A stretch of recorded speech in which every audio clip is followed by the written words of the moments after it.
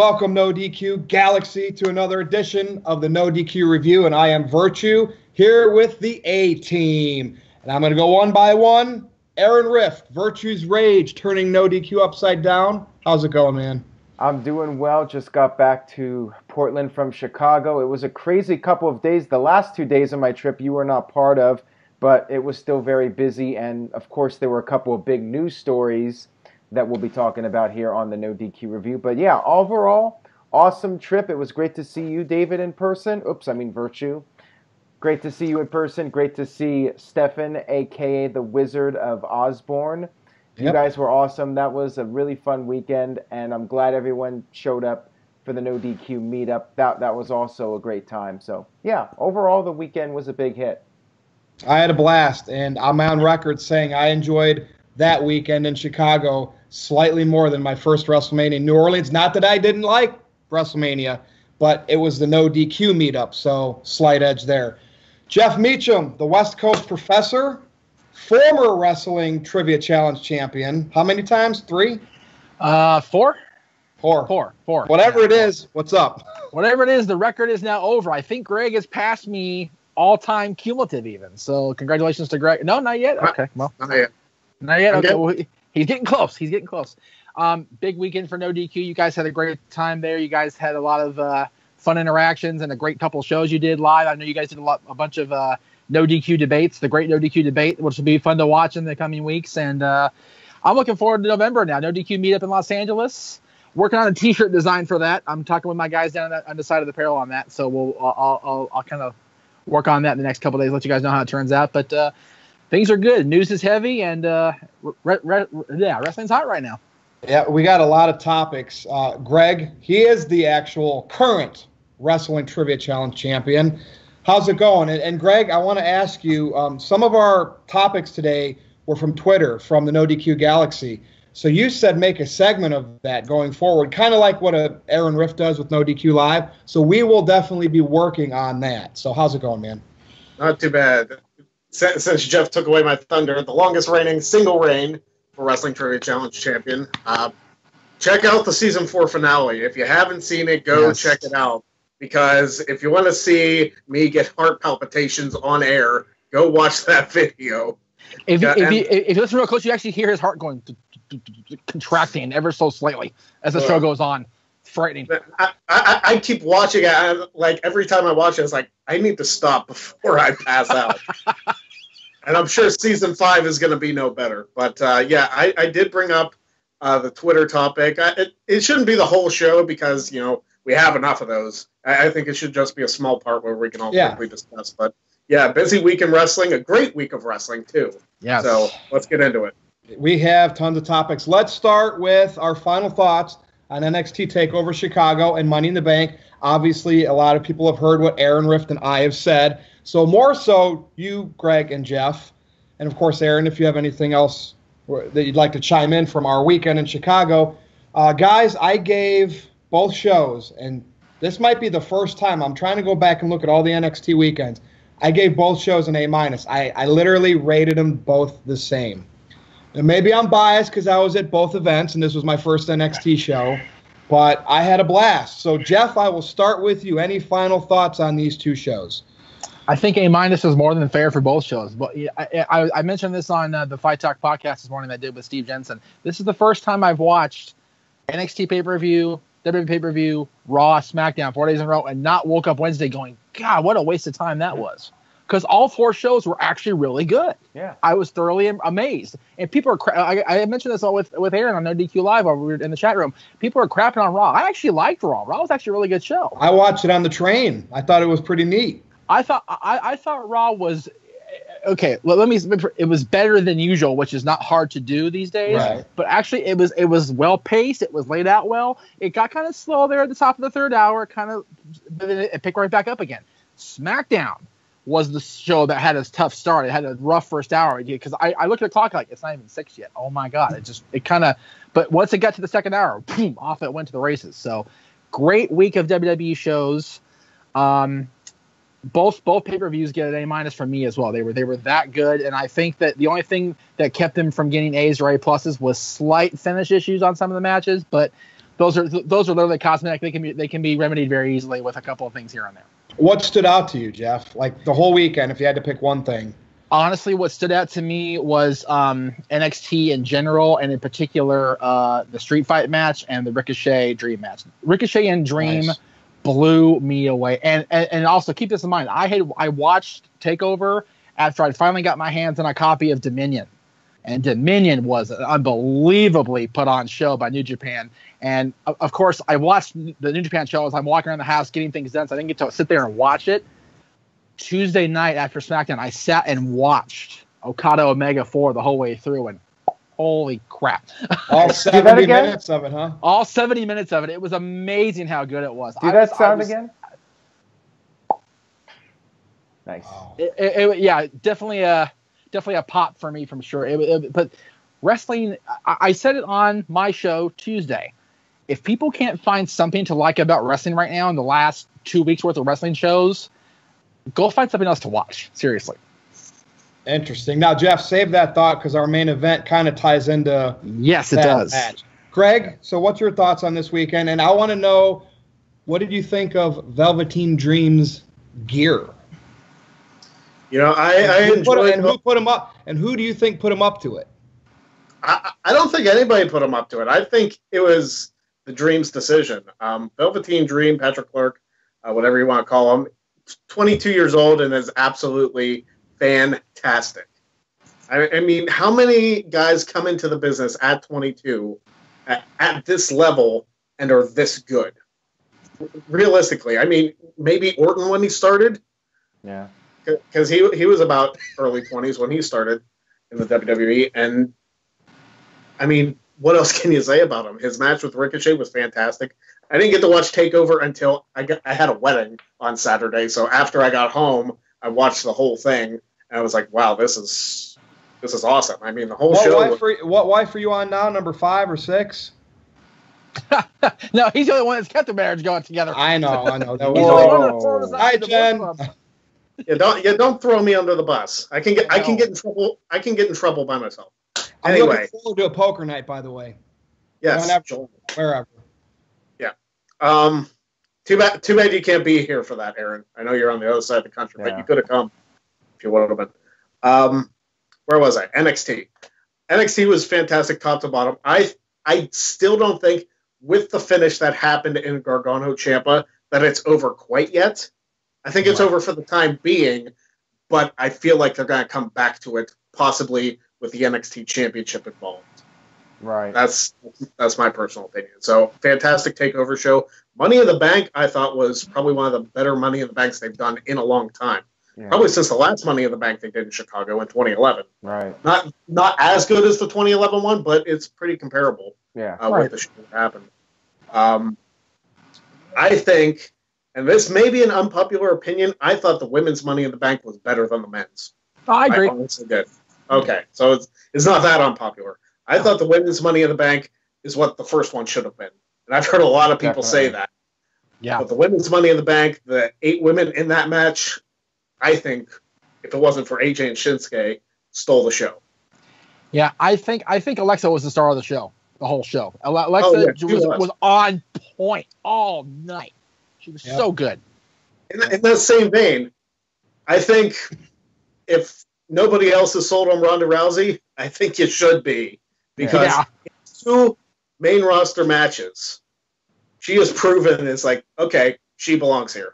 She has put in great performances. And her performance on Monday was stellar. That was hot. I felt that. Again, Monday, I like white hot. I like Alexa, and now she's involved with that. Maybe that's why.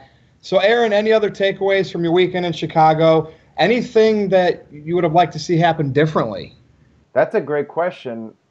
I feel like, for the most part, everything went down the way I wanted to, although I think you and I talked about this. I wanted to see the Candice LeRae heel turn. I wanted to see her turn heel on Johnny Gargano and join up with Tommaso Ciampa. That would have been a great storyline. Jeff isn't really sold on it, but I'm not. I'm only because we've known Candice for so long. It's just, I couldn't go with her being the hellacious bump. I would have liked to see her take. That would have been cool. That would have been cool because she can do that for sure. Plus, in real life, I feel like it would not be good for them because we all know how the storyline relationships go. They end up life imitates art, that sort of thing. Mm-hmm. So just for the sake of their marriage with Gargano and Lorray, I just don't want them to be in a position where they could possibly split because of a storyline, which I would hope would not happen, but we've seen the pattern in wrestling. But I think it would have been a hot angle nonetheless. But yeah, they're going to keep it going. I'm guessing SummerSlam will be the final match. And as far as Money in the Bank goes, everything exceeded my expectations. Maybe that's what happens when my expectations are really low, but I felt I got my money's worth with both shows, and it was an amazing weekend, and I was very happy to be part of it. The Chicago crowd was one of the hottest crowds I've ever been to. It was something else to be there in person, to experience that crowd rush in Chicago, and be in that historic venue, the same place that hosted the Wrestling Classic, WrestleMania 2, WrestleMania 13, Chris Jericho's debut, Rock challenging Hogan for WrestleMania. So many countless memories in that building. It was really nice to be there from that standpoint. Just being able to just experience it in that arena. Very, very cool. My only caveat about that arena is that it's a smaller arena. I somehow got lost in the corridor, but I found my way back. But the concession lines are ridiculously long. That's every arena. Well, no, but I mean, Quicken Loans in Cleveland, it's not bad because they literally have a lot of manpower and concessions. I was going to say the older arenas, like even Staples, is still understaffed now because their concession lines are ridiculous. But the brand, like the new arenas, they're way better, I think. I was going to say that's because Cleveland sports are disappointing. People want to see the people want to move. Well, Quicken Loans has LeBron. He did bring a championship here, but I'm not a big Cleveland fan. But yeah. Anyway, let's segue to, speaking of Money in the Bank, Braun Strowman won the men's, and so is he the next guy in line for Lesnar, or will they let him hold on to the briefcase, which Aaron, you and I talked about? It's kind of weird having Braun hold that, based on what that gimmick is supposed to be. So who is next for Lesnar? Is it Strowman, SummerSlam, or are they going to still give it to Roman and then maybe have Roman win the Universal title and Strowman, to the fans' delight, cashes in on Roman? Yeah. I'll start with you, Aaron. What do you think? I think that's exactly what's going to happen. I think Roman Reigns is going to win this gauntlet match or whatever they're doing. No, they did a gauntlet match on SmackDown. I'm not sure what kind of match they're doing at the pay-per-view, but whatever it is that they do, I think Reigns will win, and he'll beat Lesnar at SummerSlam, and then Strowman will immediately cash it in on Roman Reigns to give the fans in New York a happy ending. That's what I'm expecting to happen at this point. Yes, because we know those Brooklyn fans, they don't get very many happy endings, and this is their opportunity to get one. I'm talking about wrestling, of course, Jeff. I'm not sure what you're talking about here. Sports in general, they don't get very happy endings in sports in general in New York anymore. I wouldn't know about that. But anyways, I know you wouldn't know about that. The rest of us do, so that's okay. Yeah. I also wanted to add, going back real quick, sorry to go back to earlier, we did witness Big Cass's last WWE match in person, David. Well, you're right. And actually, that is going to be one of the topics that we're going to talk about, and our thoughts on maybe what his future holds in wrestling. Yeah. Jeff, you want to pick up this? Who's next for Lesnar? I hate to kind of fall in line here, if you will, with the boss, but I have to agree. It almost is a guarantee that we're going to see Lesnar lose the title to Reigns at SummerSlam, and then Strowman will cash in. And will we see Strowman set up as a heel in that respect? Because people want to boo Roman, but WWE wants Roman to be the babyface. So if Strowman cashes in, he's the heel by proxy. So does that mean we have to boo Strowman now? It won't work. Experiment won't work, but that's what they'll want us to do. So and you guys mentioned him having the briefcase is kind of weird. He's not this sneak up and come from behind guy. He's this big. He's the monster in the bank. So maybe that's why they're not calling it money. They're calling it monster name. It is a stupid name, but maybe that's why they're calling it that, because people know it's like, hey, not only is he this big bad monster, the monster among men, he's also got a title shot anytime he wants. So be ready, Lesnar, anytime. But what's any time? Exactly. We can kind of see it coming, because he's not going to walk up to Lesnar on his ranch and go, okay, it's time. He had to wait till Lesnar actually is on the show. So yeah. Well, I mean, Greg. Be the difference maker. If they do, and it would be a ballsy move to do Lesnar and Reigns again. It honestly would, because they crapped on it at WrestleMania 31. They crapped on it at WrestleMania 34. The internet people crapped on it for the Greatest Royal Rumble. It's like, okay, Reigns, you lost twice. Why are you getting another shot? I mean, if you win the match, then it's like, whatever. But if they have Lesnar and Reigns again, I think they should redo WrestleMania 31 and have Strowman cash in the middle of the match and beat one of them, and Roman is never champion to begin with. Yeah. The only problem with that is I have a very poor feeling that Strowman will cash in and Reigns will still win the title. Oh, my God. That would be... White hot heat in New York City. Holy crap. Holy crap. If he turned heel, that would be fantastic, but they're not going to pull the trigger. What if they do, though? What if they do? What if it actually happens? We said that about Cena for like 8 years. Yeah. What if they turn him heel? And it never happened. I know. And it's like people wanting Reigns to turn heel is like a carryover of Cena. So it's been like 15 years that we wanted the company's perceived top guy to be heel. So if it did happen, yeah, could it be borderline Hollywood Hogan shock? I don't know. I mean, that's reaching, but... No better city to do it than New York, I don't think, honestly. Yeah. So I have a question based on Braun Strowman. He's got the look. He's, his verbal skills are, average at best. All he has, he doesn't need to for a gimmick like that. How are fans behind Braun? But Roman... Right, so the skill set, right? You can't. How do you say Strowman's better than Reigns in any facet of the game? Even in gender, we can't count because he was a foreign heel. I'm talking as like big guys pushed as a top guy. Why? And this was brought up. I'm kind of stealing this idea from someone else, Vince Russo. He wanted to know, how can Roman get crapped on, but people like Strowman? Does anybody have an answer? I have an answer. Look at some of the angles that Roman Reigns has done compared to what Braun Strowman has done. Braun Strowman has tipped over ambulances. He's pulled down big structures. He's done all sorts of crazy superhuman things. He's superplexed Big Show and broke the ring. What has Roman Reigns done that is really cool lately? He speared a guy through a cardboard wall. Whoopee. What else has Reigns done that's really... Speared Lesnar through the cage. So, the big dog... The big dog. So basically, it's the booking. Vince has given Roman cookie cutter stuff. Strowman's been able to rage a little bit. Roman has been the Cena forced down our throats for the last almost 4 years now. Yeah. Or Strowman's the love of Braun Strowman has been an organic grow. But Strowman is kind of treading some dangerous water, I think. Oh yeah. As of late, first with Nicholas at WrestleMania, the crowd did not turn on him, but those kind of things, if WWE keeps booking Strowman like that, then maybe they will turn on him at some point. Well, but Aaron, would you agree though? The whole Nicholas thing was kind of like, okay, we gotta do something with Braun. We put him in this booking situation. Let's just give him an easy out. Let's put the kid with him, and they'll get the belts off him, and then that'll be the end of it. He should have been in the main event with Lesnar and Reigns. I wanted to see Joe in the match. He should have. Well, and Greg's waiting to pipe in here too. I see. Yeah, go ahead, Greg. I'm sorry. Go ahead, Greg. I'm sorry. Go ahead. Now finish your thought, because I thought he did.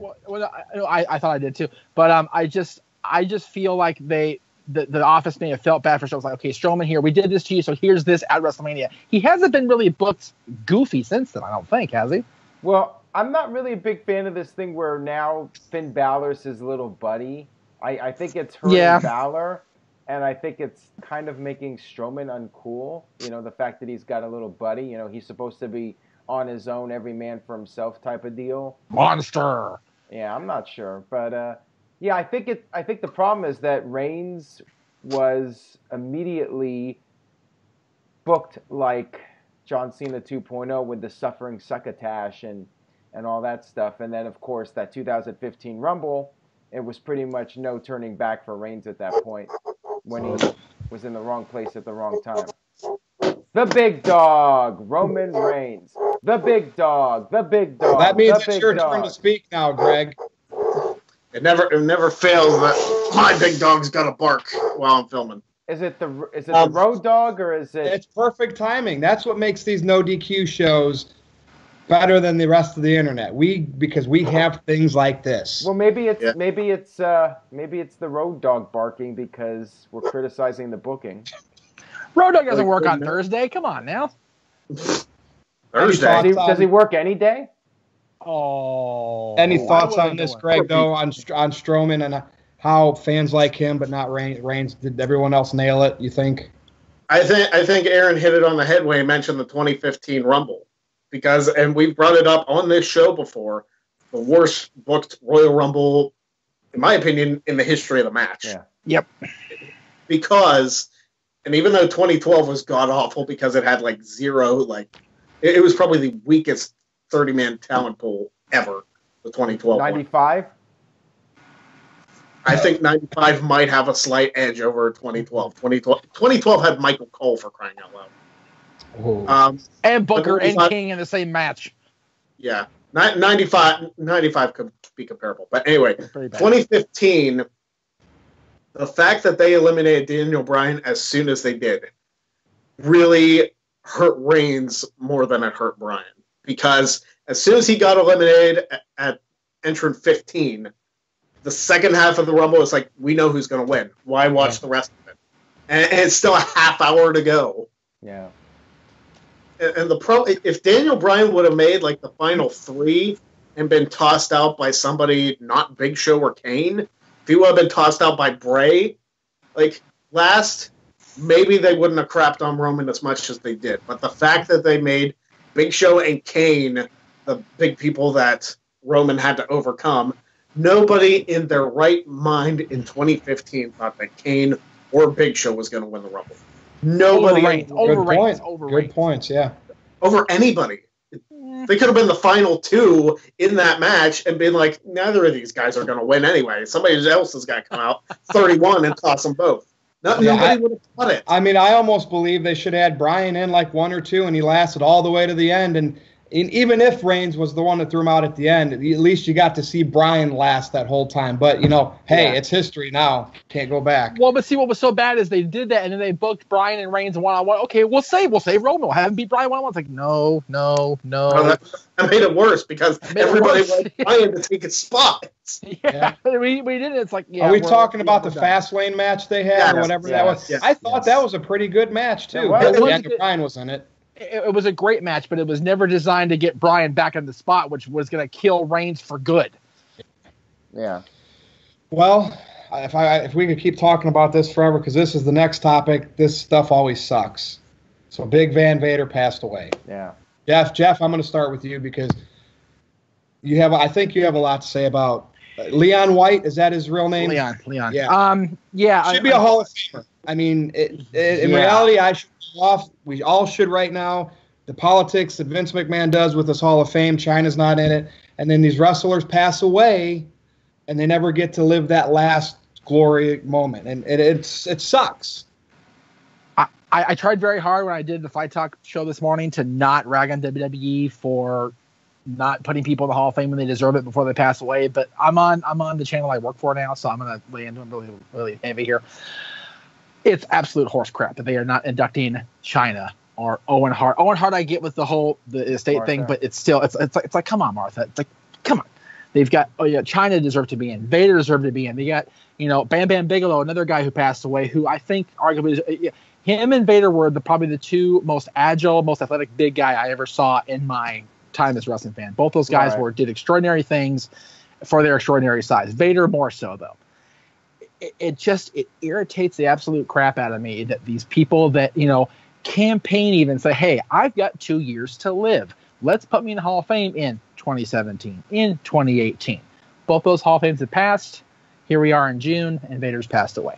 And they lost their opportunity. And now, whenever they put him in, there will always be those people in the crowd going, yeah, well, it should have happened already, so we're going to crap on you for doing it. Yeah. Yep. It's like there was the opportunity. There was the opportunity to do it. They've had two different ceremonies since he announced he was terminally sick to get it done, and they didn't do it. And that falls on Vince McMahon, and that falls on Triple H. It falls on anybody that makes that decision in the end to get that ring to people. It falls on them, and I'm trying so hard not to swear. No, Jeff. So, yes, they did not give him a great WWE career. I mean, granted, he had some big matches, but a lot of politics happened. But the fact is, Vince McMahon owns WCW now, so therefore all of Vader's WCW work is included in that. Yep. And let's be honest, is he one of the Westerners that maybe had, as a Westerner, one of the greatest New Japan careers of all time? Vader was the first heel in wrestling that when I started watching to scare the living bejeebus out of me. His whole presentation with the big, scary, steaming mask and thing, he frightened me from the moment I saw him. And the fact that he was successful in North America, he was successful in Japan, he was successful everywhere he went. I think he was one of the first Triple Crown champions in all Japan, if I'm remembering my stat correctly there. Greg might help you out on the stats because I'm a little soft on those anymore. But he is the most successful, the most popular big man I ever saw, and the fact that he was never the WWE champion is also a crock of crap as well. Yeah, I talked about this when I did the live video. I think Vader should have gotten the title at SummerSlam '96 against Shawn. I think Vader should have won it, and then Shawn could have chased and won back the title at some point. Yep, I think Vader winning, Shawn chasing, and then Shawn regaining at the Rumble even. Not even have Sid in that equation at all. Just have Vader go from SummerSlam to Rumble and Shawn regain in the Alamo Dome would have been a much better story. I agree completely. Greg, any thoughts on it's Vader time? I always love listening to that intro. Any thoughts, Greg?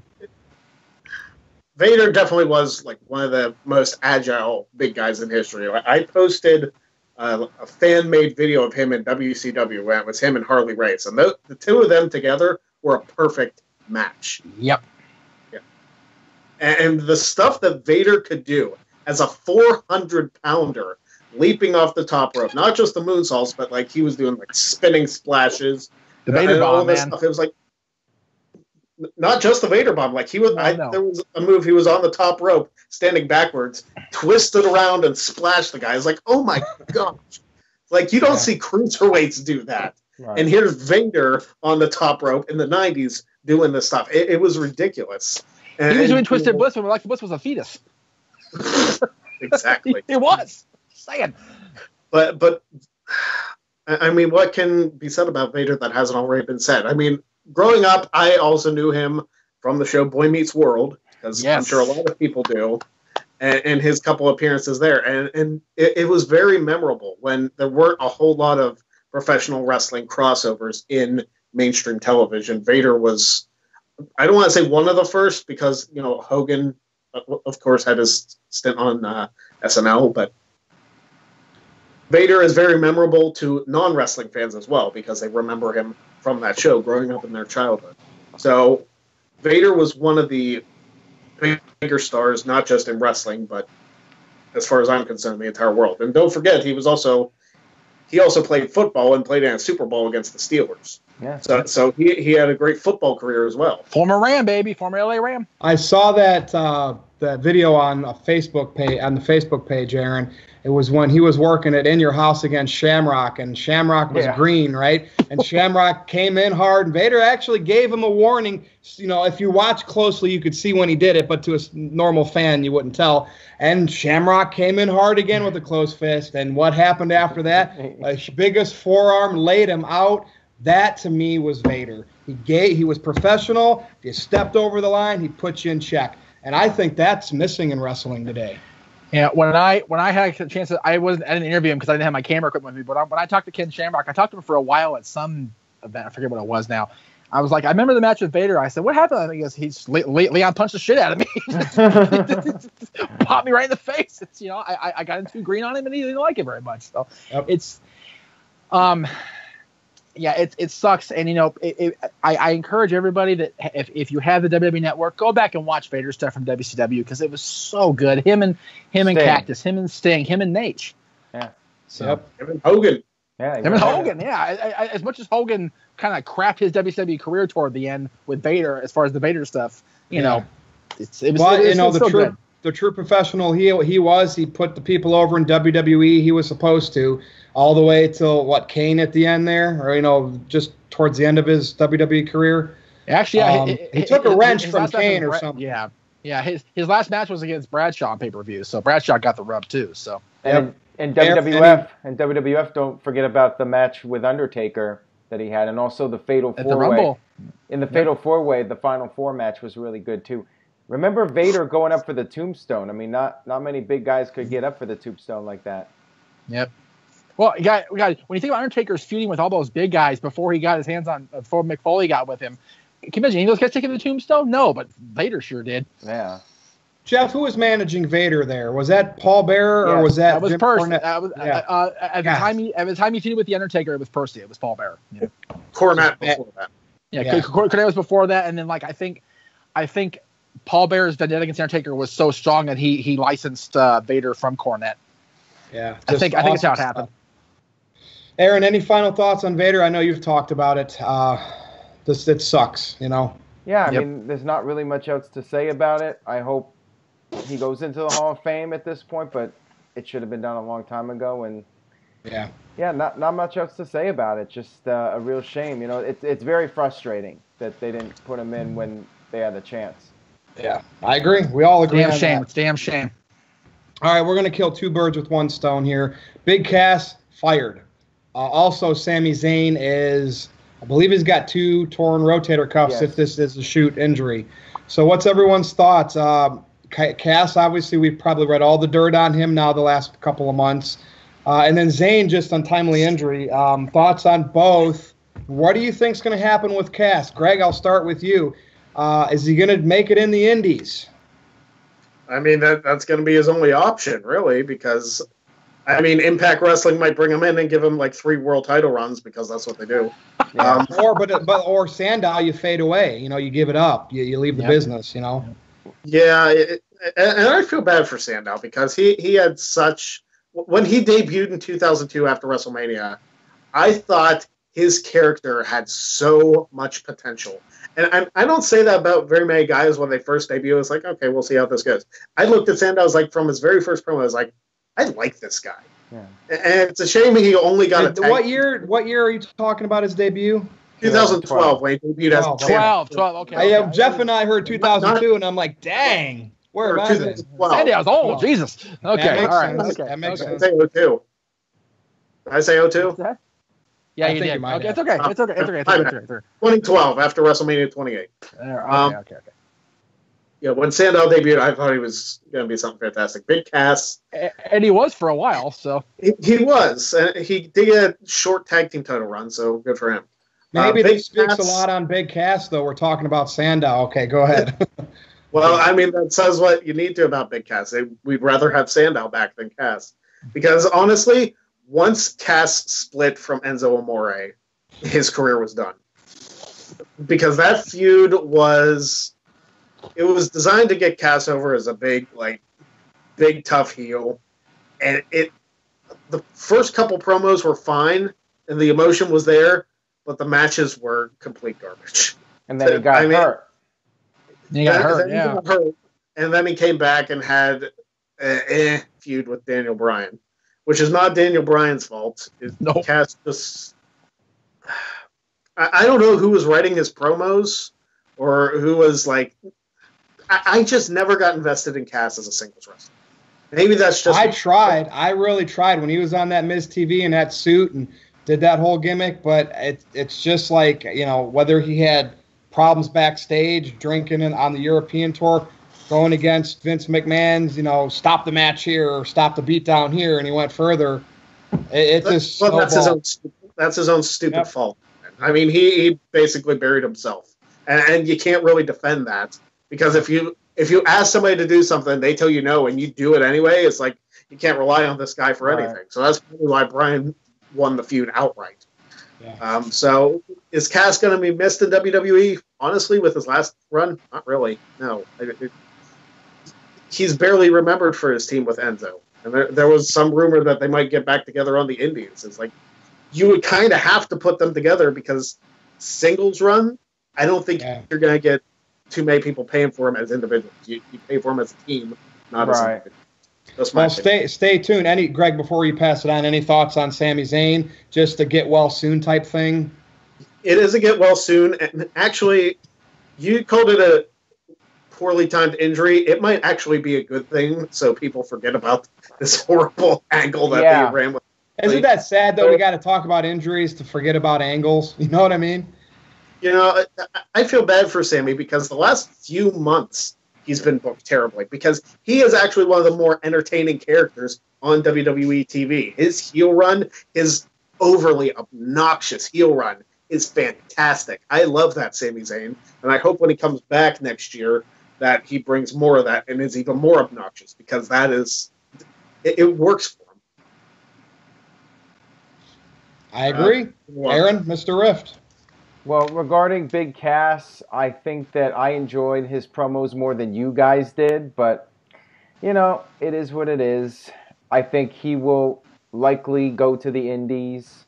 I shouldn't say likely. He might not. He might just leave wrestling. Who knows? I mean, that's really up in the air, but I think if he does do something, it'll be with Enzo. They'll form a tag team. Again, they'll reunite whatever their team name is going to be now. Real One and Big One. I don't know. What are they I like that, Cass? actually. I actually like that. It's not a bad idea. I mean, what's going to be the name for Big Cass in TNA if he goes there? Is it going to be Big Money Maker, whatever, Morrissey or something? I don't know. But maybe he'll just be Big One. Real One and Big One. There you go. As far Jeff. as no, go ahead. Yeah, Sami Zayn. I didn't know you. Yeah, Sami Zayn. Maybe it is a blessing in disguise for him to be gone. If he's going to be gone, now's the time, you know, because he can come back hopefully in time for the Royal Rumble and WrestleMania, and that's when the biggest paydays are. Being gone, of course, sucks whenever, but I think it's worse when you're injured around the time of WrestleMania season. So yeah, like Greg said, people will forget about the Bobby Lashley storyline, and we'll see what happens when Zayn returns. Maybe he'll come back as a face again. Who knows? Jeff, your thoughts? His name is Big Cass, and he's got an attitude problem, and you can't employ that. Ooh, nice job. He's had a problem from the minute he got separated from Enzo. Enzo, we saw the attitude problem right away from him because that's just who that's Enzo's personality. That's who that guy really is. Cass kind of was injured. He kind of fell back. But the minute he came back, he caused problems with the script with the little person angle, and then apparently he's being a dick overseas. So you know what? I say cut your losses. I'm not going to miss him. I know. A lot of people I know aren't going to miss him. My dad will miss Enzo because he likes Enzo's shtick or whatever. But I'm glad they're both gone. Will they be in TNA or Impact? I'm sorry to whoever owns TNA this particular minute in time. Will he be in that company? Probably. But the thing that I remember is, to quote me, here's the thing. They had a falling out. Yeah. They legitimately don't like each other. So will they team back up? Who knows? What if they did and they got white hot on the indies? And I mean, like, not Young Bucks hot, but you know what I mean? Like, wow, these guys are back. They're trying to make. Would WWE entertain bringing their attitudes back for a buzz? Well, maybe for a buzz? Maybe if they did like a Matt Hardy, Jeff Hardy reinvention of their characters, maybe. If they were to find a way to reinvent or get that Woken heat on them, then that'd be awesome for them. But as Aaron would say, highly unlikely in all likelihood. I don't see it happening. As far as Sami Zayn, ill-timed injury, no. Perfect timing, I think, for the injury. I think the time cannot be better for him. Yes, it sucks being hurt. It sucks being out of the ring. It sucks being on the shelf and being home and everything when you're not. But you know what? You can be at home with your family. You can recover. You can do your thing. And you come back at the Rumble, you have a good showing in the Rumble, have a good WrestleMania payday, and then get back on your feet storyline-wise, because my goodness, has he sucked booking-wise since he split from Kevin. Good points. I mean, we'll see. I'm intrigued with Big Cass and Enzo on the indies, considering they're not great workers. But if they do have that, you know how indies are, though, everybody. If you were in WWE, bookers, promoters love that. So these guys have that for them. As for Sami Zayn, my thoughts are, where's Dean Ambrose? So, yeah, it's a blessing in disguise, but hopefully when his time comes next year, it's refreshed, not same old Sami Zayn getting into hokey storylines. And the same is going to be true when we do see Dean Ambrose, which I would assume would be this year.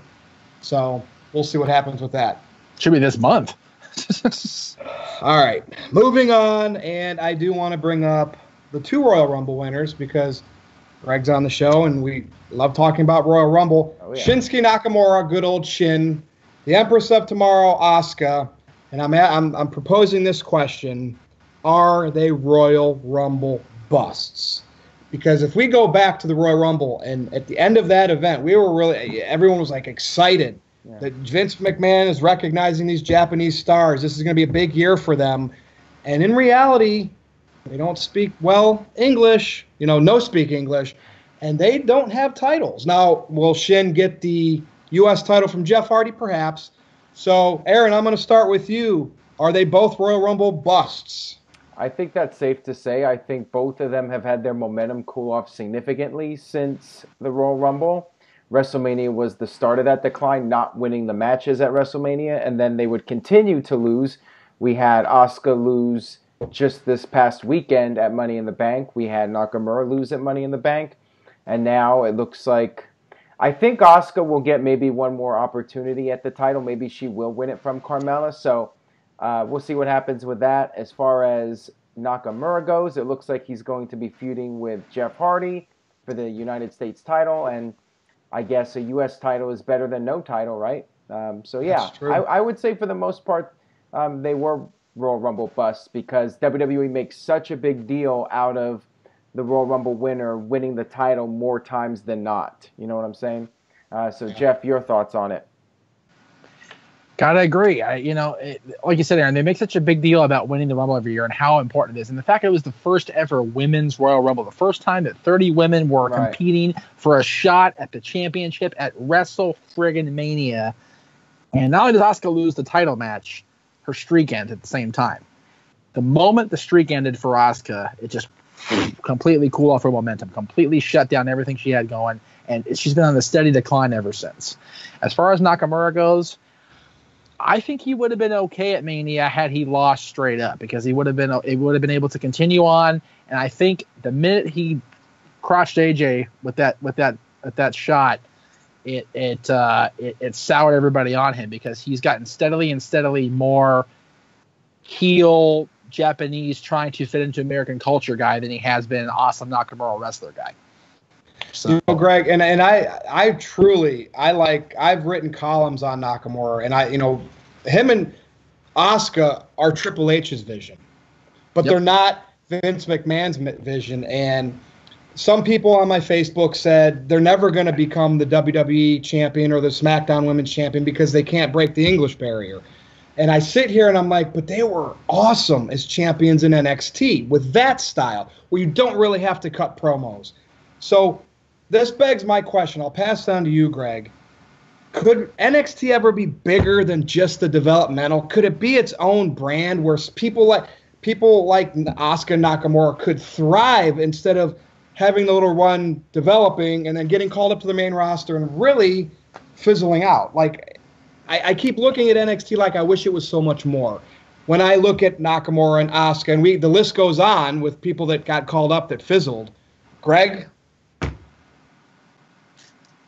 I think NXT is its own brand. I know it's technically the developmental and where you go before you make the main roster and get that promotion, as it were. But NXT, I mean, think of all the people right now in NXT that are complete stars because of that brand and not because they've been on Raw and SmackDown. You look at The Dream, you look at Ricochet, and yes, a lot of these guys came from the Indies.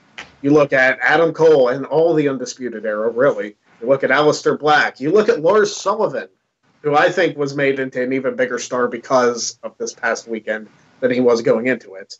Yep. You look at really anybody who competed at TakeOver this past weekend, I think are stars.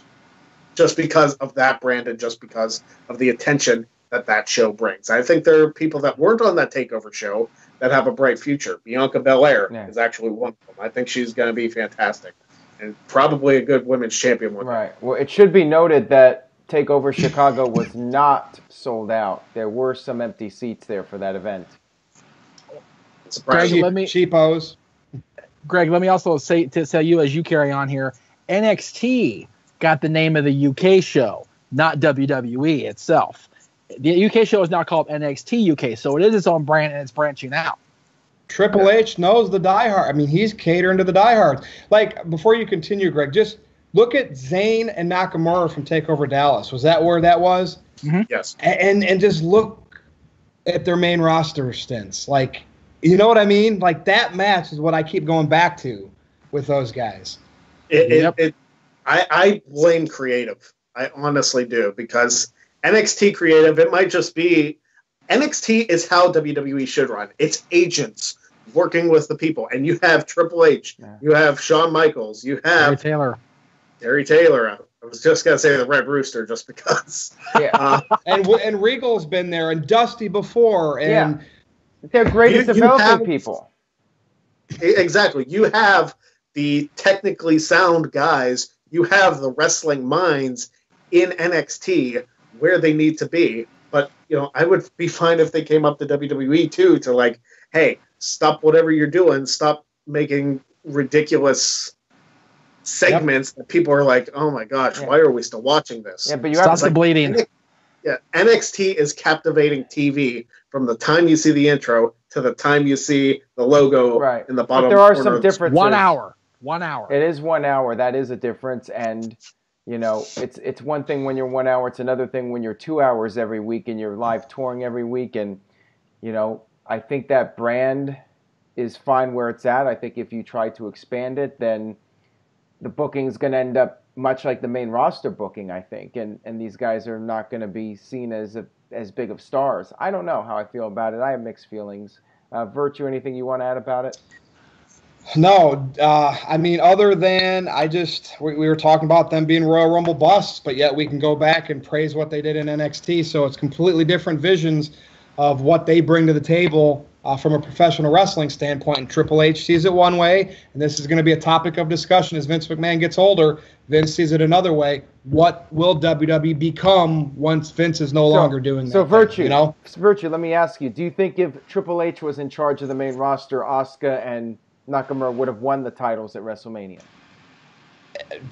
One of them for sure, and then the other one probably would have picked up the title after WrestleMania. You know what I mean? Yeah. I think they'd both be our champions right now. You know, and Triple H is a smart guy, so if there's a language barrier, he would have figured out a way around it somehow. I mean, bring manager back. You know, we used to have Jeff, we used to have tons of managers in wrestling. We're not asking for that, but I don't want just Paul Heyman. Let's have at least 2 managers. You know what I mean? We don't need 7 or 8 like before. No. And they could get people like that over. Yeah, no. Just get the guy in your shirt. Oh. Brain Heyman, yes. The greatest of all time. I do want to say that I will disagree with you about them being Royal Rumble busts. Okay. Ooh. Number one, it's only June. So Alberto Del Rio, 2011, he won the Royal Rumble, failed to win the title at WrestleMania, failed to win the title at Extreme Rules against Christian, and he wasn't in the title picture for a little bit. He goes to Raw, wins Money in the Bank, and yes, I know we're past Money in the Bank, but he did become a 2-time WWE champion and then went on to win the world title a couple of times. That's being a success when it comes to Money in the Bank. You know, we're talking about Royal Rumble bust. Well, and if that's the case, Greg, I would have just rather than have 2 other people win this last year's Rumble, and then you could have slowly pushed Nakamura and Asuka to that point. But I don't know. I just remember when the Royal Rumble just meant, and you, of all people, it just always had that extra to it. And ever since Roman Reigns won it, now it's just blah. Yeah. But you know what? With this past year's Rumbles, both of them, the men's and the women's, were probably the best Rumbles we've seen in years. So I don't want to call them busts because they haven't achieved anything in the last couple months. I don't want to call them Rumble busts just because they failed at WrestleMania. Because if you want to call them busts, then Edge was a Rumble bust. Del Rio was a Rumble bust. Cena in 2008 was a Rumble bust, and we know how huge that moment was. Who else? Orton in 2009, although that main event was terrible, Mania 25. Who won 26? I said Edge. There are guys that lost their WrestleMania match when competing at WrestleMania. Or what did I say? Lost the match when winning the Rumble. Winning the Rumble. Yes, they won the Rumble, lost at WrestleMania, and it didn't truly hurt their careers. The only person's career I think it really hurt was Lex Luger. But, you know, he won the WCW title. He's fine. But I don't want to call him Rumble Bust just yet. If they do absolutely nothing for the rest of their careers, then we can look back on it and call him Rumble Bust. But it's been only 5 months since the Rumble, so I don't want to put that label on him. Let's see if I get this right. Are these the people that became champions while winning the Rumble? Ric Flair, Vince McMahon, and Triple H? Was there somebody else? Vince didn't win the title. Okay. Yeah, Vince won the title that year. Yeah. It was completely unrelated to the Rumble win. Yeah. Okay. Yeah, Greg. Yeah. Vince did. I remember Vince winning a Royal So Rumble. does that mean Vince is a Royal Rumble win because he won the Royal Rumble and then won the WWE title later that year? It's unfair because in '99 that was more of a storyline win than an actual we're going to push this guy. Because the Mr. McMahon character is completely different than a full-time, wrestler. I was just going to say, he's a sports entertainment. Vince is a sports entertainer. Booking Mr. McMahon is different than booking any other person in the entire history of professional freaking wrestling. Vince is his own little booking joke. All right, we the title too instead of David Arquette, so we're not gonna, but they never want to rumble. Hey, so. David Arquette is booked at Marquez's show next month. David Arquette was ready to rumble. He wasn't just in a Royal Rumble. He was ready. Ready to rumble. That's right. True. That's true. That's right. Well, he didn't win a Royal Rumble, and he was pushed to the moon almost when he came into the WWE, and I think he debuted on the main roster in a Royal Rumble. Correct me if I'm wrong, Greg. Rusev. Did Rusev debut on the main roster in a Royal Rumble match? 2014? Yes, he did. Yes. Finally, Aaron Rift, Rusev Day gets a shot at the WWE Championship at Extreme Rules against AJ Styles. I'm going to start with Aaron because he loves this Rusev Day. Is this just a filler for AJ, who's on the cover of, this wasn't a topic, but AJ's on the cover of WWE 2K19. Right. It's not Roman Reigns. They know better because the older wrestling fans that play video games would probably boycott that game if he was on the cover. Thank you, Mr. Tito. But Aaron, Rusev Day. I'm very happy about it. I'm glad Rusev's getting the opportunity. But yeah, if I had to make a prediction right now, I'd say it's a filler match. AJ will beat him and then go on to face maybe Daniel Bryan at SummerSlam. We'll have to wait and see how things play out with that. But imagine if Rusev actually won the title. That's one case where I don't think people would be upset with AJ losing. I think if Rusev won the title, the internet might just break. Look at the reaction on Tuesday. My web traffic was actually really high on Tuesday. I think part of it was due to Cass being fired, but I also think there was a lot of buzz about Rusev winning. And I haven't seen so much positive feedback from SmackDown in a while. People were very, very happy about that. Maybe WWE will take notice, but I'm not. Who else did Rusev beat recently on SmackDown? He beat Bryan. Yep. So Rusev Day is resurrected. It's the second coming of Rusev Day. I said to you guys in the private chat, Rusev won on TV to get a title shot against AJ Styles on a pay-per-view. Like, what's going on? I couldn't even fathom it, but it's true, and it's awesome. Good for him. That's so cool. Jeff, could we entertain this? Could we entertain a shock? Rusev beats AJ for the title at Extreme Rules, and then maybe like a quick losing it back on a SmackDown or whatever, if the plan is still to go forward with AJ. If the plan is to go forward with AJ, I think they'll keep the plan. They'll keep the rudder steady. They not even for that. Just sick not even shock for that. I don't think not, so not even because for that. Keep in mind, AJ is now the longest WWE champion of the modern era next to CM Punk. He's now number 2. So he's got, about 7-8 months to go before he breaks CM Punk's record. And even though Brock surpassed Punk's reign with the Universal title. Do they really look into that stuff, though? I guess they do. Yeah, I think they do. They totally do. I think there's a reasonable chance AJ stays champion through the Rumble. Would not shock me at all. Anything else on Rusev? I mean, the knee-jerk reaction is to get it off him and put it on Rusev for the shock value, put it on Bryan for the feel-good. But why don't let AJ have his run here? He didn't really get a good run with it the first time because, I mean, he got a good run with it. He was for a few months, but we all knew going into the match with Cena, it was almost a foregone conclusion that Cena was going to win the title. So it's like let's let him have his moment and extend that moment as long as they can, because he is probably the best they've got in the company right now as far as in the ring goes. So, Greg. Yes. Yeah, I wish I could go to Extreme Rules. I wish I had the money to get a ticket since it's in Pittsburgh. Right. But I think this will be an exciting main event. I think there will be a lot of energy behind it because it's like, hey, what if Rusev actually pulls the upset here and becomes WWE champion?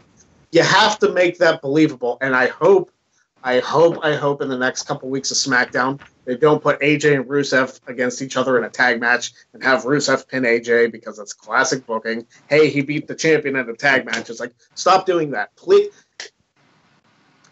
I want to go back to something in the Attitude Era. Ooh. When you had a pay-per-view match, you kept those opponents away from each other in the ring. Yep. Because you wanted to see them. You wanted to pay to see them fight each other at the pay-per-view. Nowadays, you get the two people feuding and wrestling each other every week. It's like, stop it. They don't need to face each other. You can build storylines without them being in the ring against each other. Stop it. Or better yet, have them team up like you did with Austin the Undertaker going into SummerSlam. That could work too. They were tag team champions. And you know what? And there's little things you can do, like this week with the Miz coming out there and pinning Bryan with one move. Mm-hmm. I like that was so good. That was good. It just gets your blood boiling. You really want to see Bryan get some payback on the Miz even more now. So I thought that was really well done. So in those kind of cases, you can do that. You can have the guys touch in small ways when done correctly. Right. And that might be the fuel to the fire that leads to the Miz and Daniel Bryan, whether it's at Extreme Rules or whether it's at SummerSlam. I kind of want it now. That's what was talked about a couple weeks ago, though. That they needed to keep Miz and Bryan away from each other for a little bit before you delve into their feud. That the fact that they had Bryan with Cass and Miz doing whatever he was doing, I thought that was okay because you don't want to get Miz and Bryan right away. You want to see something start without it just like throw it together. It's like, okay, we're gonna blow our wad on this right away. So the fact that they're well, I was sick of the pancakes, to be honest with you. Yeah, me too. Good grief. No, but that's why I wanted Miz to rush in with Bryan because I was sick of what they were doing. Miz versus New Day or whatever. Bryan versus Cass. That maybe if those were better feuds or different feuds, I probably wouldn't have entertained rushing into that, Greg. Yep. I enjoyed the Miz versus the New Day. I thought it was an interesting dynamic. But I always liked I've always been a New Day guy. So, I want to see. I know there's been rumors about them eventually having singles runs. I actually would be fine if any of the members of the New Day became WWE champion. That was my bold prediction. Yes, it was.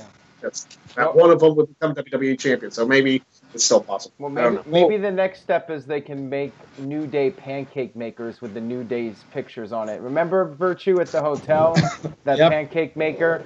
We were just you were fascinated by that thing. I was just eating muffins and cereal, and Aaron was like, look at that pan. You took a video of it. Yeah, I did. Yeah, you did.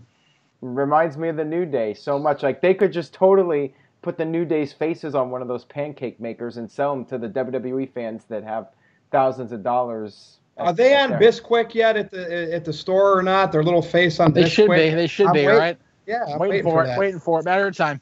Well, we've talked about the main titles a couple times throughout this video today, so let me bring this one up next. This could be a very quick one, a yes or no answer. But Jeff, I'll start with you. Someone wanted to know, should John Cena break the title record and hold it just by himself? And we all know we're talking about Flair's run. Woo. So what is the exact number? I know Flair's number fluctuates, but Jeff, what is it right now? 16 and 16 technically? 16 is what they go with. According to WWE, it's 16 each, right? I think the number is more like 20 or 21, maybe even 22 for Rick, but they kind of go all over the place. I think that if they're going to stick to this and they're going to say, hey, Rick is a 16-time champion, WWE recognized, then yes, let's have Cena break that record. That way there's no, okay, well, now there's 2 at 16. Let's see if somebody can pass it and make it 17. Let Cena have it. Let that be his legacy, the fact that he was the one that won more world titles than the greatest of all time.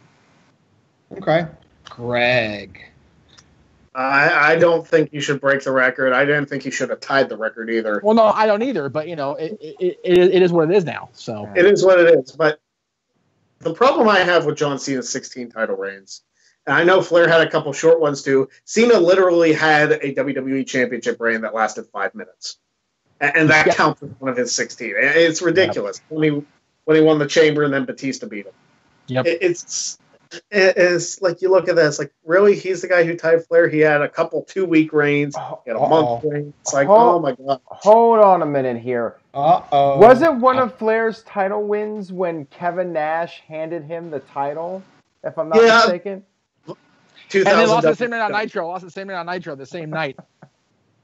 I'm sure I was WCW champion at one point in 2000. Right? So, I mean, that title changed hands so often that it's like, whatever.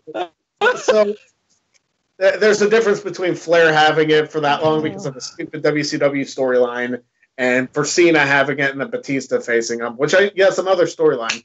But the short reigns, I don't care for, especially because you're going over quantity over quality of reigns. Right. Yep. Maybe that's just me. Like, don't get me wrong. I like having somebody having like multiple reigns with the championship, but you also have to look at the quality of those reigns.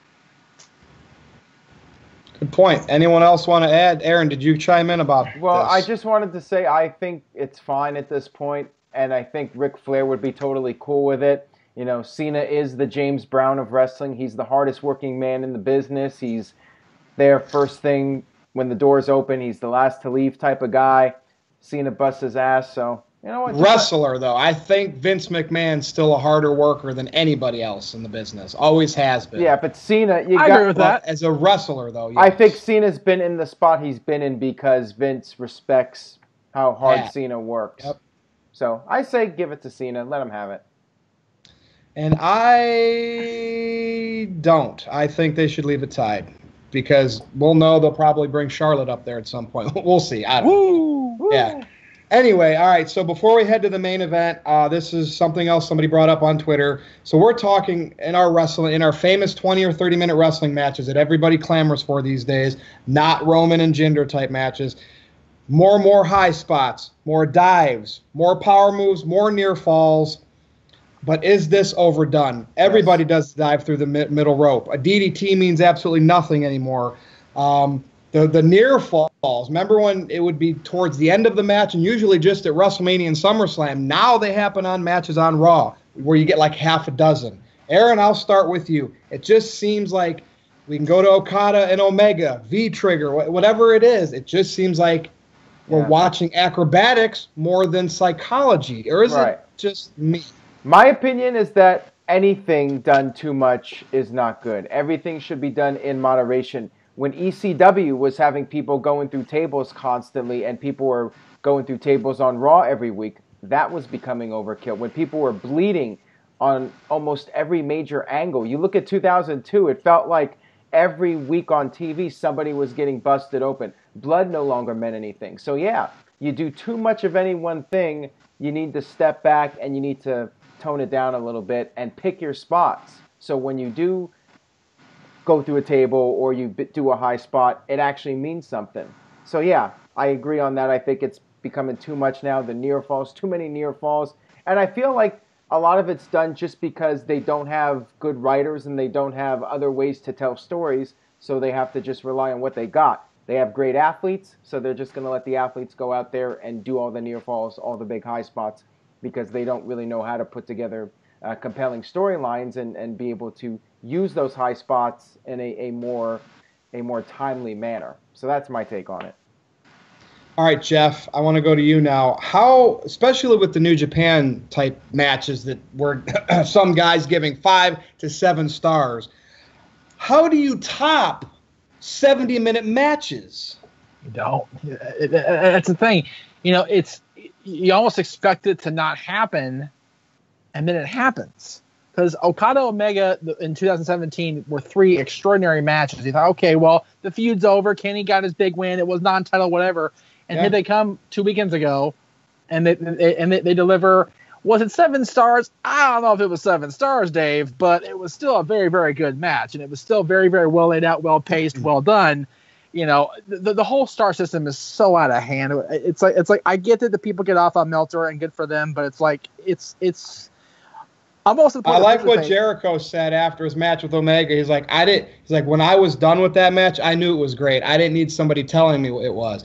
Them saying it was just made me know I was right more. Yeah, it's almost to the point of going to BrucePritchard.com and buying the FDM shirt just because I'm over it. I really am. It's ridiculous. Yeah, but apparently they're in cahoots and they're just working with each other. Well, that's what Dave says. But it's reading would be your friend, Jeff. Oh, I know it would. Trust me. I know. That's right. And that's fine.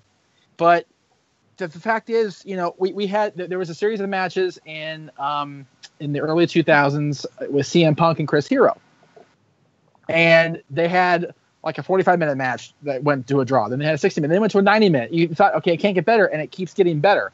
As long as these guys are in the ring, as long as these guys are actually putting the effort in each and every time they wrestle, you know, do you want to see a 2-hour match? Of course not. Do you want to see a 90-minute match in this day and age? Of course not. But if the timing is there and the layout is there, go for it. All right, Greg, did you, working in the indies, what was the longest match on any show? 20, 25 minutes? Well, we have Royal Rumble style matches, so I think that's a little unfair. But typically, an indie match never really went, especially the main event, really never went any longer than 15. Okay. And that might be stretching it. I know in the indies, it's like if you get a 10-minute match, it's like, oh, this is a real showcase, because a lot of the matches are kept like 6 to 8 minutes. I don't know if I'm like ruining anybody's day here by telling them, oh yeah, indie matches are kept short by design. But here's the thing. I would rather watch a 70-minute match with CM Punk and Chris Hero than a 70-minute match with Great Khali and Hornswoggle. So it also depends on who is in there and the psychology they can bring. Because, you know, if you don't have the workers that can pull off a 70-minute match, then obviously you're not going to want to watch it. But if you have guys like Shawn Michaels and John Cena with their classic on Raw in 2007, you know, they pulled off an hour match, and they really weren't. Nobody was expecting it out of them. And they pulled off a fantastic match. I kind of wish we could have saw the whole thing without commercial breaks, but, you know, it is what it is. So the hour-long matches, they need to be kept in moderation, maybe like one a year, if that. Right. Because if you do any more than that, Royal Rumbles aside, because they typically go for an hour anyway. But a straight-up one-on-one match, don't overkill it, but you need the right story. You need the right guys, and you need the right psychology to pull that off. Yep. I agree. And that leads us to the main event. And it's a simple question. And you know how Aaron likes to do, you know, your first choice and your second choice, because we have to always have an honorable mention. Jeff, I'll start with you. Damn it. Today, of the active wrestlers today that are, I guess we could say, full-time. They don't have to be full-time. Just who is the best professional wrestler in the world and why? And it doesn't mean it has to be in-ring work, but go ahead. Go ahead, Jeff Meltzer. Are we doing honorable mention as well, or are we just doing just straight up one Yes, I want to person? know who. So tell me your honorable mention first. Who would you pick as a second if you were making your own NoDQ 500 list? Okay, and then who you would pick number one? My honorable mention is definitely AJ Styles. He's been consistently the best in-ring worker in WWE the last 2.5, 3 years. However long he's been there, almost 3 years now. So he's my honorable mention. My best wrestler in the world right now is Chris Jericho. Interesting. Wow. Chris Jericho. Wow. Chris Jericho. I mentioned this, and I'm a big part for him. Yeah. The guy. You know, for those of you that follow sports, and Aaron doesn't follow sports, but Greg and Virtue understand this. Matt Kemp of the Dodgers. He left the Dodgers for a few years. He's come back. Guy's having a career renaissance right now. He's having the best year he's had in baseball in many, many years. Jericho's doing that now. He's wrestling part-time. He's not in the ring every time, but when he's in there, it counts every single time. Don't you think it's harder part-time? It's very much harder because you have to be away from the ring and still keep yourself in game shape. You have to be in the gym or at least some sort of training situation every single day. Jericho is the best in the game right now, period. Wow, I love Jericho, and you shocked me. But I love that pick. Like, I love that pick. All right, Aaron. You were thinking I was going to say Okada or Omega, weren't you? I had a feeling that makes me feel really good. But you were praising Dominion earlier, so I thought maybe Dominion was a great show. It was an awesome show. I mean, all right, Aaron. I think Omega's got to be up there towards the top, but I'm going to say my number 2 is Seth Rollins, because Rollins has been on a roll this year. You look at that performance he had on Raw a couple months back when he wrestled over an hour, so we know he's capable of it. And I think he's really rebounded after a pretty disappointing 2017. I think Rollins is having a great year here, and I really enjoyed the match at Money in the Bank with Elias, and just every Rollins match to me has been a hit. Like, I cannot think of a bad Rollins match. Like with AJ and Nakamura, a couple of matches haven't really been stellar in my opinion. So with Rollins, I feel like he's having a little bit better output, but my number 1 pick is AJ Styles because of the fact that he's been the WWE champion, and I just think as an overall performer, he has really adapted himself to the WWE style, and he's become a good promo when he's given good material, of course, and he's got the look, he's got everything going for him right now. And when I think about who's going to win the year-end awards this year, I think AJ's got a real shot at winning for the 3rd time. Nobody has ever won it 3 times on NoDQ.com, so maybe AJ will be the first person to do it. I think Rollins is going to be close. I think if Bryan keeps doing what he's doing, he's going to be close. And, of course, I think Kenny Omega will have a realistic shot at being Superstar of the Year. Maybe even Okada, too. I mean, those are going to be 5 of the 6, I think, when I do the poll later this year. Yep. We'll have to see who the 6th person is. But any one of those 5 guys, I think you can make a real solid argument for. Greg? Right. I feel like I'm piggybacking off of your guys' picks. My honorable mention is going to be Seth Rollins, because Seth Rollins is on fire. I mean, he really is burning it down this year in WWE. I think I think will be Universal Champion at some point this year, whether it's at SummerSlam, whether it's Survivor Series, some point this year, Rollins is going to be in the hunt for the Universal title. My number 1, and I want to state this as a big Shawn Michaels fan. I've been a Shawn Michaels fan for 20 plus years, and I've always said that Shawn Michaels is the greatest of all time. In 2018, and you guys are witness to this, I may have to change that opinion, because I might say that Chris Jericho is the greatest of all time. You know what, guys? I know, Jeff, you just mentioned Chris Jericho. Gosh. What about Johnny? I don't want to go now. What about Johnny Gargano? Nobody's mentioned Gargano, and he has just been absolutely phenomenal this year. Not there yet. Exactly. He's not there yet. He is one of the best in WWE and NXT right now, but he's not one of the best in the world. He's one of the best in the world, but he's not the best in the world. Well, I mean, if he was main roster and putting on these kind of matches, then he would definitely be in the conversation. But we know that ain't going to happen, going back to what we were talking about earlier. Exactly. And that's a problem, unfortunately. But, I mean, Johnny Gargano's as good as anybody as far as I'm concerned.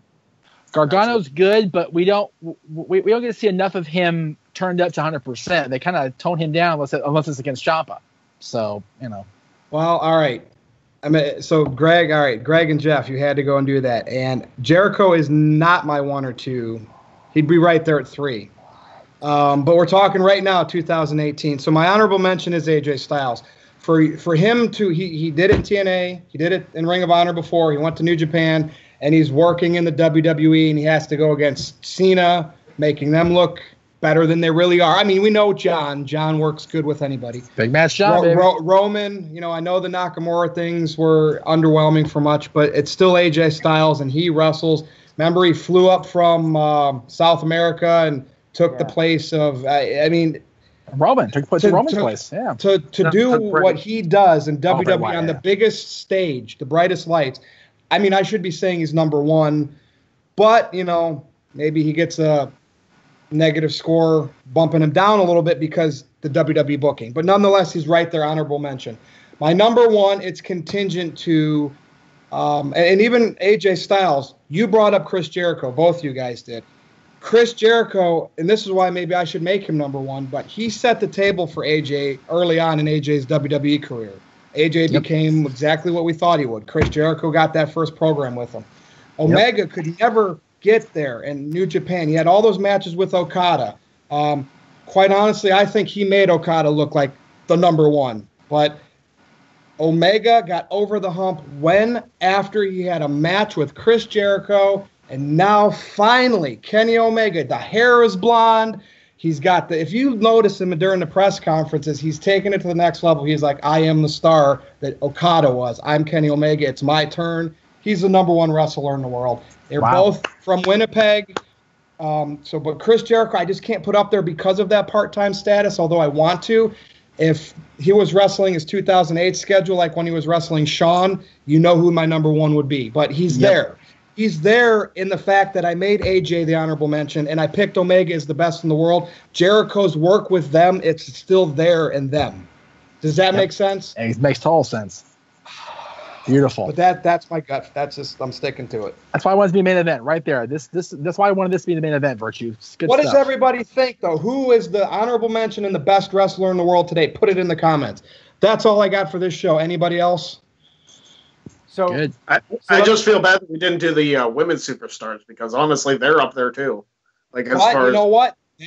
That's fine, because we got next week's review, so maybe we can make that. And that I need time to think about that, to be honest. I do too. So David, who do you think are going to be the 6 to be on the poll for the NoDQ.com male superstar of the year? Who's on there right now? I'm just saying, it depends on who the people nominate.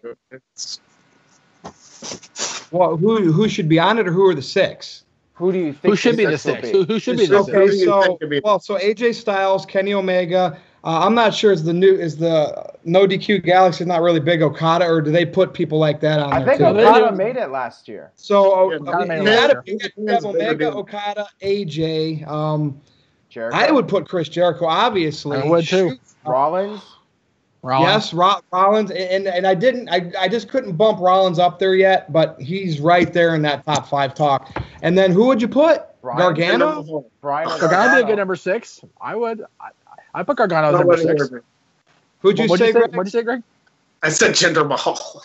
Oh, stop it! I mean, look, this is a legit discussion, though, or else I would say Roman Reigns if you wanted me to troll you. But no, I think maybe Gargano would be the 6th one. I mean, who else could be? Or am I Ciampa, missing? maybe. Ciampa could be, honestly, too. Yeah.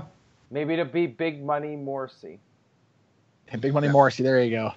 I was going to say, honestly, Ciampa could be in that discussion, too, because, the feud's been as much him as it has Gargano. Very much so, if not more so. Yeah. Because he's had to be the antagonist. So. Oh, another reason why I like picking Kenny number 1, he had that incredible, and it went under the radar by Meltzer, by fans, that incredible U.S. championship match against Switchblade Jay White. So good. Jay White's on the up, he's trying to make a name for himself. And it seems like after that match, they put the title on him, and they haven't done much with him. They haven't. But I thought that was a fantastic match. And again, it's, I think, related to Kenny Omega. Well, I think Jay White getting the U.S. title is more about getting it off of Kenny so he can push Kenny toward the world title. Yep. That's the match. Unfortunately for Jay White. Yeah, I just saw so many V-triggers that match, which we do anytime. Oh my God, I know. But Jay White, he sold him good, to where Kenny has to prop him up to do the next one. Yep. Who sells like that anymore, Nobody. That's the whole thing. He won the match, so people could say, well, if he got V-triggered so many times, how could he still win the match? I get it. But all right, that's it for the No DQ review. Let's go around the horn. Greg Cherry, what do you got to say? Wrestling Trivia Challenge. Watch the Season 4 finale. I said it at the top of the show. I'll say it again. Check it out. We'll see you for Season 5. Twitter, PA Sensation. Pro Wrestling Tees, PA Sensation. That's all I got. Jeff Meacham. Twitter and Instagram _ Jeff Meacham. NoDQ.com/Jeff takes you to the Twitter page, so that kind of circumvent that if you want to. YouTube.com/Jeff Meacham. We had Meacham's Musings on Tuesday. I was supposed to talk wrestling today, but we had shenanigans. So talk wrestling should be tomorrow. We're going to talk about Mick Foley and his legacy and his impact, because he actually just turned 53, I believe, this year. So, good for him. Yeah, isn't that crazy that Mick Foley's 53 years old? It's madness. But we're a week away from watching the Hell in a Cell match together as a group in chat. So it'll be a fun week to anticipate. And of course, you can follow me here on the NoDQ review with Aaron and NoDQ.com/LA for the LA meetup, which is going to be a party for sure. Yeah, because we're going to have a lot of cool people showing up and maybe a few surprises. You never know. Never say never. Is it true that every host except Greg is flying in for this? I don't know about David, but we'll see. Oh, okay. Okay. Depends on how much time he can get off from his luxury job. Gotta have it, man. Get everybody there. Got everybody on site. That would be fun. Finances, I'd do it, but I know you would. It would be nice if one day somehow we could get the 4 of us together in person for a video. That would be amazing. One day. One day it'll happen. One day it'll happen. It might be 20 years from now, but we'll try to have it. Maybe for Mania in LA when they have Mania in LA, we can go right here. I like it. I dig it the most. Anything where Virtue and Greg have to fly out to see us. Instead of us having to go across the country, it makes them come. Oh yeah, I definitely fly across country. No train. No, that'd be brutal. Aaron, you know the trip in Los Angeles, brother. Your usual plugs, NoDQ.com, Pro Wrestling Tees. Well, there will be some new T-shirts going up soon, a NoDQ review T-shirt, and a Big G shirt coming up soon as well for Big Jeffrey, of course. That was my request. Thank you. And we got a few other ones coming up. There's going to be a 4th of July sale on Pro Wrestling Tees, as they usually have, where you get 20% off. So I think now. And if you want to see a shirt where the NoDQ logo is right side up that maybe says Fire Virtue on it, the more demand Aaron gets, I'm sure he'll make a second one for me. I ain't getting it. I had somebody ask me if we were going to do something like Podcast Road did, because there was a shirt that Conrad and his 3 guys did where they did like the Death Row Records shirt. I thought we should do that. Somebody said, I'm like, well, maybe. That'd be cool. It'd be cool shirt. Our 4 heads on our 4 mugs on one shirt. No, NoDQ row. Our 4 faces on Mount Rushmore. Well, there you go. Oh, there you go. Something to think about, Aaron. Anyway, you can follow me on Twitter at NoDQ_Virtue. I might say FU. You can NoDQ.com/Virtue that Aaron set up for me. It takes you to my Facebook page. Under the NoDQ opinion sections, Virtue's Rage, where I'm on with Certified G doing the Raw and SmackDown review every week. So other than that, for Aaron Rift, for Jeff Meacham, and for Greg Cherry, I am Virtue, and we'll see you next time.